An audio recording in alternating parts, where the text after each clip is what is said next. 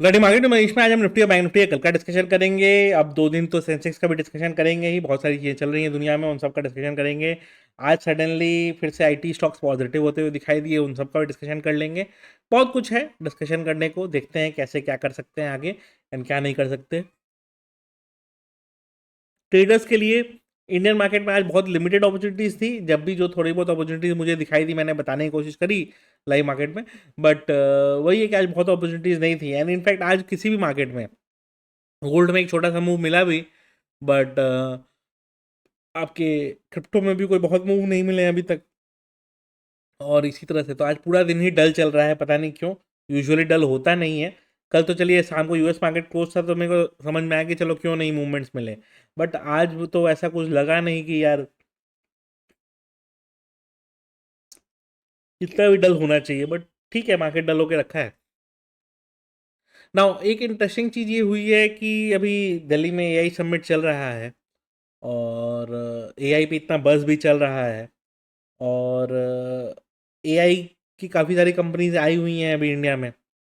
Right, अभी event में क्या हो रहा है क्या नहीं हो रहा है उस पर मैं नहीं जाऊँगा। यस, मेरा एक उस पर वर्जन है, मेरा एक व्यू है, बट मैं उस पर नहीं बोल के ये बताता हूँ कि वो वहाँ पे जब बड़ी बड़ी एआई कंपनीज आई हुई हैं ना, तो हमारी भी बड़ी कंपनीज वहाँ बैठी हुई हैं। रिलायंस हो गया, इन्फी हो गया, ये लोग सब अपना अपना स्टॉल स्टॉल सब लोग लगा के बैठे हुए हैं।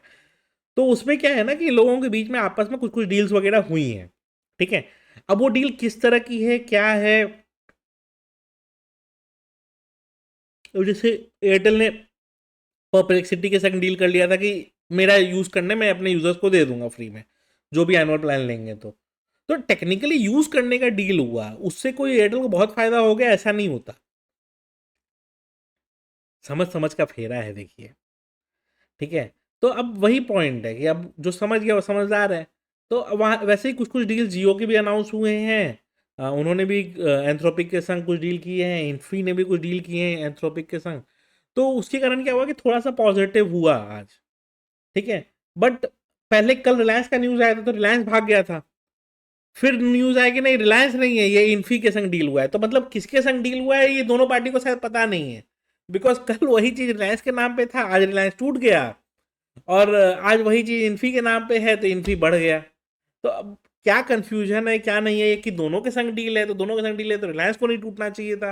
मतलब कुछ भी चल रहा है, ये हाल होके रखा है। और या फिर दोनों के दोनों ऐसे ही बस for the sake of announcement announce हो गया है, क्योंकि कंपनीज ने तो कहीं ऑफिशियल स्टेटमेंट बहुत ज़्यादा ऐसा कुछ बोला नहीं। यस, स्ट्रेटेजिक पार्टनरशिप वगैरह का अनाउंसमेंट दोनों के चल रहे हैं, बट टर्म्स एंड कंडीशन सही होंगे तो कैसे क्लैरिटी आएगी क्या होकर रखा है क्या नहीं होकर रखा है। बहुत सारा चीज़ है, बहुत सारा चीज़ समझना भी पड़ेगा, देखना भी पड़ेगा। और अभी तो कल तो जो हाल हुआ सो हुआ ही, क्योंकि कल भी पूरी भीड़ लग गई थी जबरदस्ती, और उसके बाद पूरा भीड़ को खाली करा दिया गया। आज भी यही सुनने में आ रहा है कि अननेसेसरी भीड़ लग गया है, मतलब जिनको कुछ पता भी नहीं है, टेक्नोलॉजी का टी भी नहीं पता है ना, वो भी वहाँ पहुँच गए हैं। क्योंकि इंडिया में बेरोजगारों की तो कमी है नहीं, क्योंकि वर्किंग डे पे कौन ही जाके भीड़ लगाने वाला है, लेकिन लोग लगा रहे हैं। शायद वो भीड़ जो भी पैसे दे के भीड़ आती है वो वाली भीड़ लगा दी गई है शायद। तो वो सारी भीड़ वही चल रही है मेरे हिसाब से। तो क्योंकि ऐसे तो मतलब मैं सच बताता हूँ आपको, रियलिटी ये है कि वहाँ के बूथ ओनर्स भी यही कह रहे हैं सारे कि यार काम के लोग नहीं आ रहे हैं। लोग बहुत आ रहे हैं गुडीज ले रहे हैं, सामान ले रहे हैं, जा रहे हैं, लेकिन काम के लोग कोई नहीं आ रहे। तो ये एक प्रॉब्लम है। इसीलिए कभी भी कोई इवेंट आप नॉमिनल कॉस्ट रख दो, 100 रुपए 200 रुपए कुछ भी रख दो, लेकिन आप फ्री में मत रखो। उसका मेन रीजन पता है क्या है कि 200 रुपए भी आप रख देंगे ना, तो जो भीड़ लगाने वाली भीड़ आ जाती है ना, सिर्फ गुडी बैग्स कलेक्ट करने, सिर्फ गिफ्ट्स कलेक्ट करने जो लोग भीड़ आती है ना, वो भीड़ नहीं आएगी। या जो भीड़ इस इंटेंशन से आएगी जाए कुछ, जैसे कल सामान चोरी का न्यूज आया, तो कोई सामान, अरे देखो ईयरबड दिख रहा है चोरी कर लो, वो माइंड सेट ना रहे।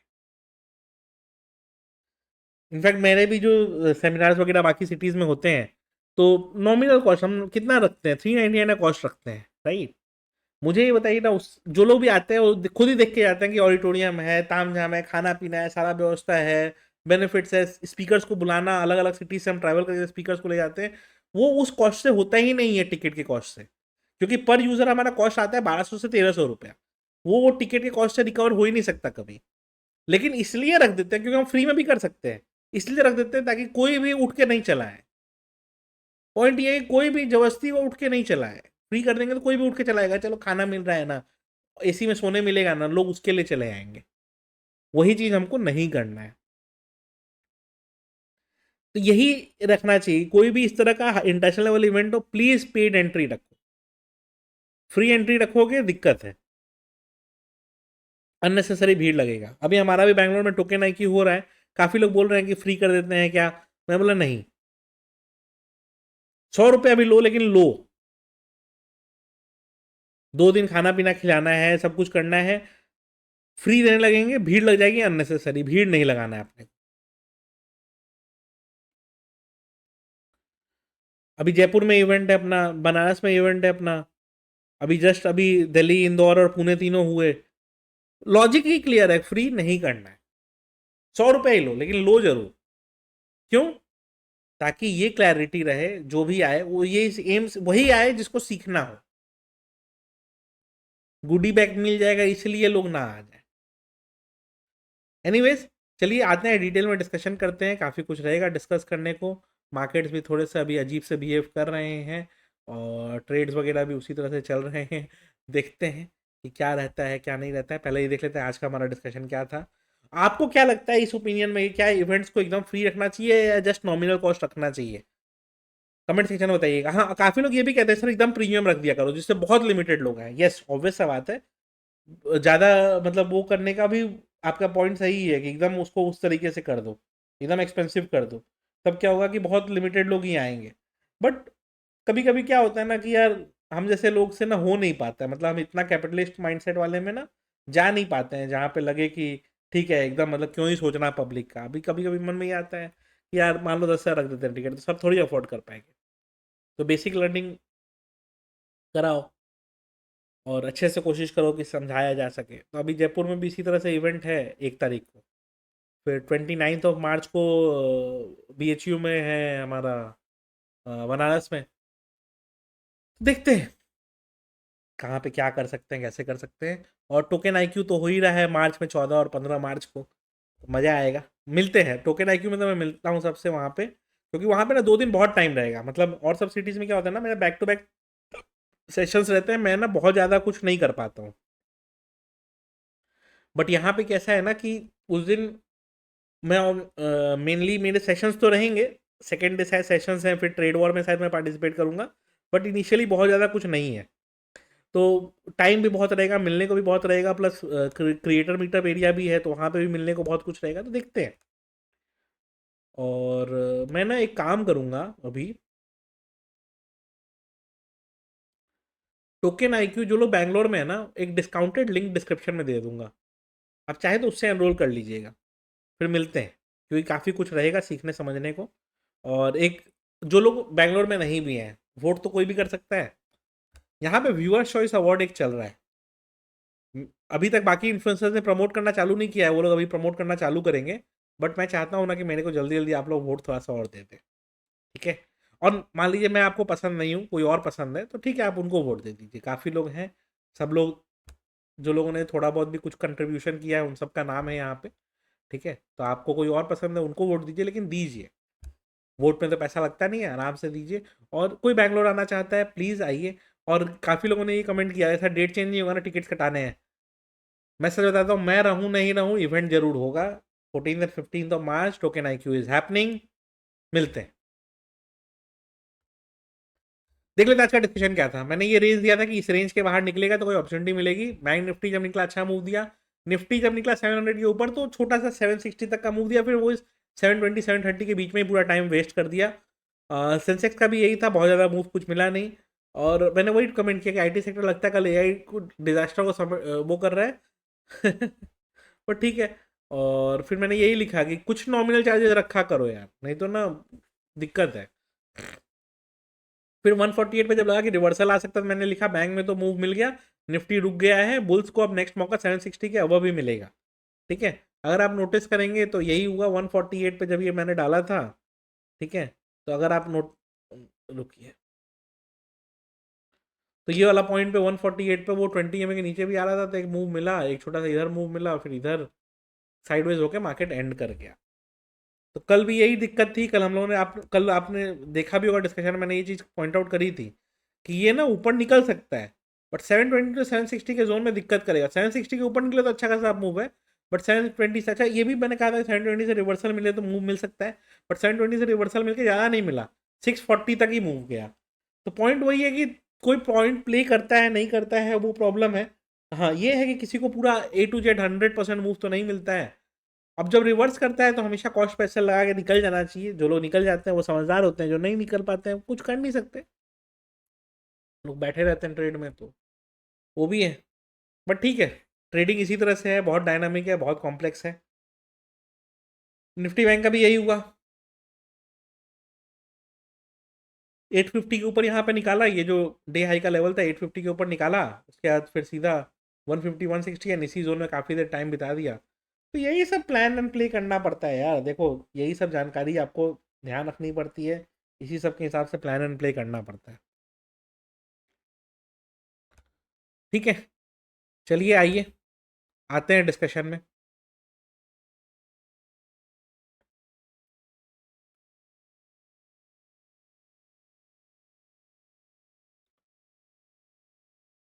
अच्छा, इसके पहले ना ग्लोबल इंस्ट्रूमेंट्स की बात कर लें। अभी सडनली ना गोल्ड में बहुत शार्प सेलिंग आई है, बहुत शार्प, मतलब ये 1-1.5% ऐसे ही टूट गया मजाक मजाक।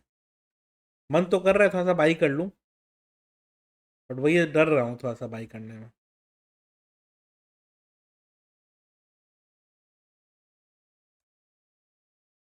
बट अभी बात करते करते देखिए और गिर गया, तो अभी मतलब तो डर ही लग रहा है कि इसको एंटर करें।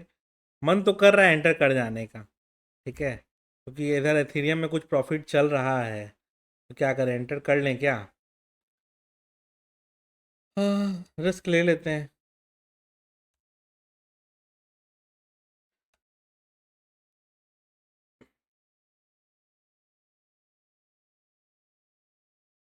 लेते ही पहला काम क्या करना है, एसएल लगाना है।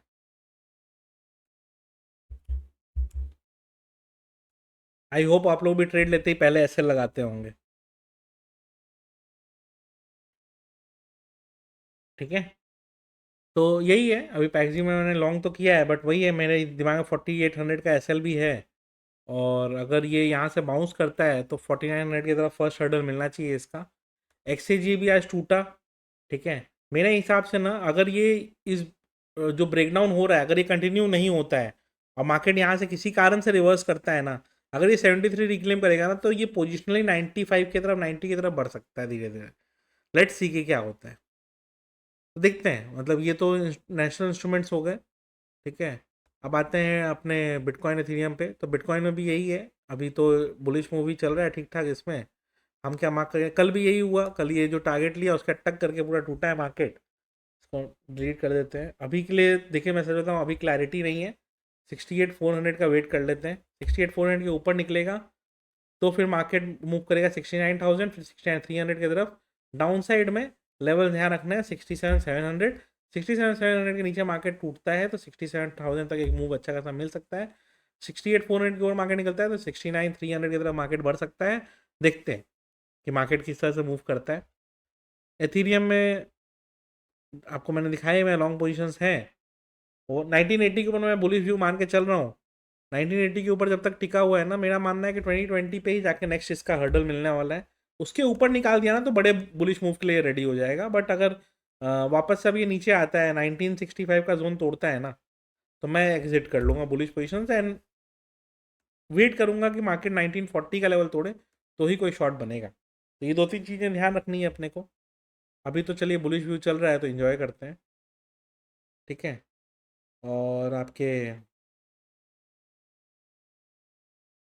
सोलाना में कैसा है कि 85 के ऊपर रहेगा तो बुलिश व्यू रखिएगा, ये हो गया।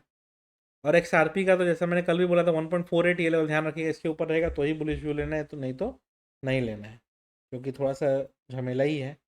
और देखते देखते अगर मैं आपको दिखाऊं कि हमने अभी आपके सामने जो मैंने लॉन्ग किया पैक्स जी, तो देखिए कि क्या यहाँ से रिकवर कर गया है।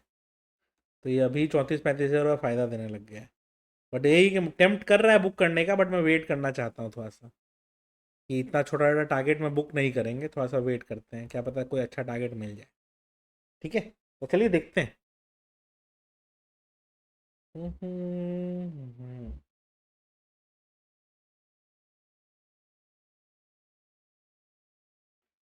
एथेरियम पे 2010 का ऑर्डर एग्जिट का लगा दिया मैंने, वो भी अगर मूव करता है और ऐसे ही कंटिन्यू करता है तो क्या पता अच्छा मूव दे देगा। तो ग्लोबल इंस्ट्रूमेंट्स का ये ध्यान रखिएगा, किसी को क्रिप्टो ट्रेडिंग करनी है तो कॉइन डी और डेल्टा दोनों का लिंक डिस्क्रिप्शन में रहेगा। मैं XRP, बिटकॉइन, एथेरियम, सोलाना ये सब इसमें ट्रेड करता हूँ डेल्टा में। और ये ग्लोबल इंस्ट्रूमेंट जो है पैक्स जी, XAG, XAU, ये मैं कोशिश करता हूँ कि यहाँ कॉइन डी में करूँ। तो ठीक है, दोनों का लिंक डिस्क्रिप्शन में चेक कर लीजिएगा। टोकन IQ का भी एक डिस्काउंटेड पास का लिंक मैं डिस्क्रिप्शन में दे दूंगा, जो बैंगलोर हैं या उसके आसपास हैं आइए अटेंड करिए, अच्छा लगेगा, काफ़ी कुछ हम लोग संग में सीखेंगे। ठीक है, और काफ़ी एक अच्छा खासा लाइनअप है पूरा। ठीक है, काफ़ी कुछ सीखने को मिलेगा, सारे founders, top KOLs, top influencers सब के सब आ रहे हैं। ठीक है, सब लोग कहीं ना कहीं आपके टॉप इन्फ्लुएंसर्स, ये वो सब जगह से हम लोगों ने प्लानिंग करा है। और सब बड़े नाम, बड़े फेस, जो लोग इंडिया से अच्छे तरीके से ऑपरेट कर रहे हैं। दुबई लॉबी को थोड़ा हमने साइड रखा है अभी तक। एक दो रिक्वेस्ट आए हैं लोगों के कि उन दोनों को ले लो, एक दो स्पेसिफिक लोगों को ले लो, बट देखते हैं लेते हैं कि नहीं लेते हैं। और लेने का क्या है, वो अगर आने को इंटरेस्ट हो तो हमको तो अच्छा ही लगेगा लेने में, बट लोग ना जनरली मना कर देते हैं कि नहीं मनीष जी रहने दीजिए। देखते हैं, ये सही टाइम पे हमने लॉन्ग कर लिया ना। चलो बैठे बैठे वीडियो शूट करते करते 50,000 का फायदा हो गया। काफ़ी लोग बोलेंगे सर लाइव आया करो ट्रेडिंग करने। आएंगे आएंगे। इस टोकन IQ में भी ट्रेड वॉर जो होगा ना, तो सारे ट्रेडर्स यही कह रहे हैं कि आप क्यों compete करो, आप मत compete करो। बाकी जो लोग पार्टिसिपेट कर रहे हैं सब लोग यही कह रहे हैं क्यों compete करना है आपको, आप मत compete करो। तो देखते हैं, मन तो मेरे को है, लेकिन वही है कि सब लोग मना कर रहे हैं कि मत करो। तो देखते हैं, मज़ा आएगा थोड़ा सा, दो चार हाथ हम भी करेंगे। लग रहा है एथेरियम का भी टारगेट अभी हिट हो जाएगा। आ, चलिए आते हैं कल के लिए क्या डिस्कशन रहेगा। मुझे क्या है, ज़्यादा कॉम्प्लिकेट कुछ करना नहीं है, सिर्फ 25760 ये लेवल ध्यान रखिएगा। 25760 के ऊपर अगर मार्केट निकलता है तो फर्स्ट लेवल आपको 26840 देता है, 25840 देता है। एंड फिर 25,900 की तरफ मार्केट बढ़ सकता है। तो 25,760 के ऊपर मार्केट निकलता है तो एक बुलिश व्यू आपको देखने को मिल सकता है, उसके लिए मेंटली प्रिपेयर्ड रहिएगा। डाउन साइड में 25,680, इसके नीचे मार्केट अगर तोड़ता है तो आपको दिक्कत दे सकता है। 680 के नीचे मार्केट तोड़ा तो 25,600 फर्स्ट लेवल, एंड उसके बाद फिर मार्केट आपको 25,540 मूव दे सकता है। अच्छा, कुछ लोग कहते हैं कि सर आप बोलते हो इजी मूव, लेकिन इजी मूव मिलता नहीं है। भाई ट्रेडिंग इजी नहीं है, मूव मिल सकता है, एंटिसिपेटेड है कि मिल सकता है, कोई गारंटी नहीं होती है कि मिलता है। और अगर गारंटी चाहिए तो ट्रेडिंग मत करिए, क्योंकि ट्रेडिंग में कोई गारंटी नहीं है। निफ्टी बैंक यहाँ आया, हर्डल ले रहा है। मैं ये बताऊं कि क्या चीज़ का हर्डल ले रहा है।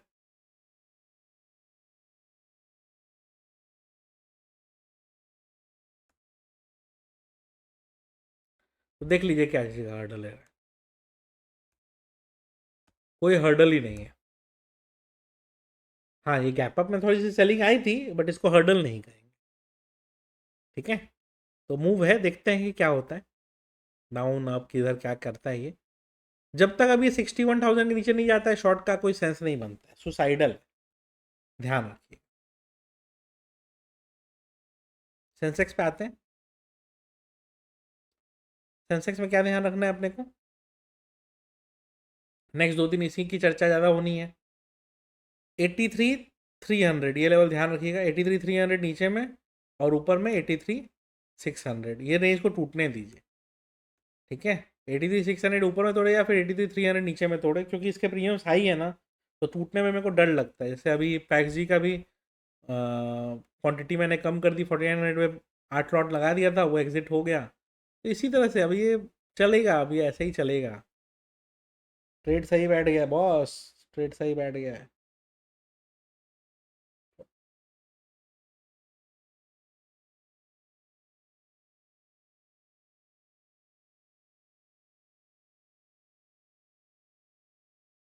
सिल्वर थोड़ा सा डिप दिया है, बट 2,36,000 ध्यान रखिएगा, 2,36,000 के ऊपर आता है तो बुलिश व्यू मिलेगा। क्रूड ऑयल 5,700, एंड 56 50 दोनों लेवल ध्यान रखिएगा, अपना अकॉर्डिंगली प्लान करिएगा। Natural gas mini 279 and 277.5। Gold क्या ध्यान रखना है, 1,50,000 के ऊपर या नीचे उस विषय जज करिए, नीचे से रिट्रेस बहुत किया है, 1,50,000 के ऊपर अगर है बुलिश व्यू इंटैक्ट है, अकॉर्डिंगली प्लान करिए, प्ले करिए, ध्यान रखिए। वीडियो अच्छी लगी हो तो लाइक ज़रूर कर दीजिएगा।